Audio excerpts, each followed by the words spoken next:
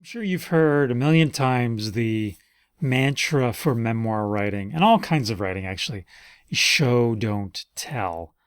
The idea that readers want to experience things, and that comes through showing them things in scenes rather than summarizing and just telling somebody something.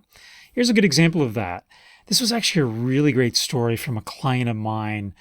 And this specific scene was about a teacher who was very tough, a tough teacher who kept people in detention and then wouldn't even let them go to the bathroom.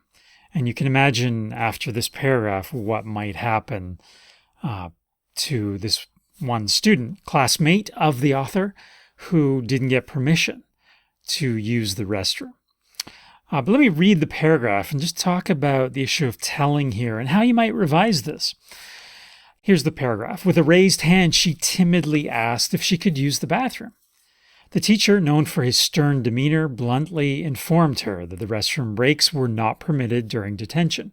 Undeterred, the girl asked again, this time more desperately, attempting to convey the urgency of the situation. The teacher remained resolute, denying her plea once more.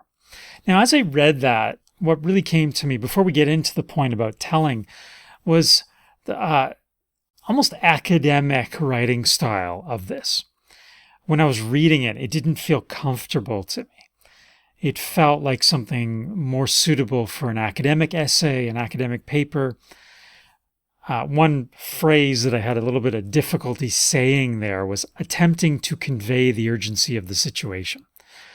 Some longer words. It's not conversational.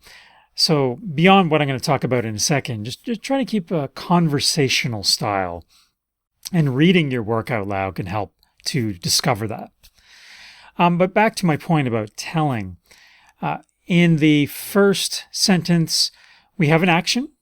So we have, with a raised hand, she timidly asked if she could use the restroom. Great, that's fine. But then we have the teacher known for his stern demeanor. That is a telling point. We have to trust the author that that's actually true. And what does stern demeanor look like? We don't know. There would have to be some earlier part to the story, maybe where the teacher, stares at a student,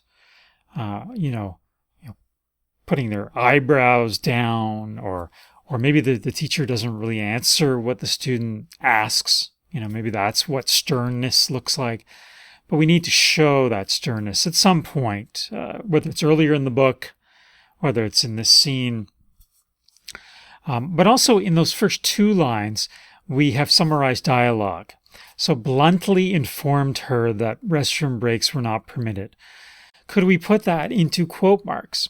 Previously, she timidly asked if she could use the restroom. Could we put that into quote marks? Let's get it in there. Let the reader hear his stern response. What is bluntness? What does that look like in quotes?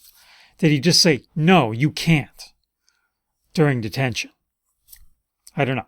Just come up with the quote and that'll show us all the stuff that's being explained.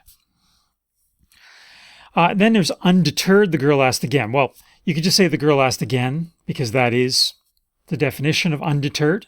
So let's get that big word out of there and just say the girl asked again. And then here there's a lot of telling. She's, asked more desperately, attempting to convey the urgency. So that's basically a lot of words saying the same thing, which is she really needs this bathroom break. Again, we could put it in quotes. And I think the words that she's saying would show desperateness. It would show the urgency of the situation. We wouldn't even need all of those words. And then finally, the teacher remained resolute, denying her plea once more. How did the teacher do that? State it in a quote. And the quote would show how resolute this teacher is. Also, you could weave in some physical actions on the part of the girl. Does the girl squirm in her seat? Is she holding her legs together? Just some more details there to really get out what happened so we see it as if we're sitting there watching this. Maybe we're another student, sitting in another seat in detention, and we're seeing all of this.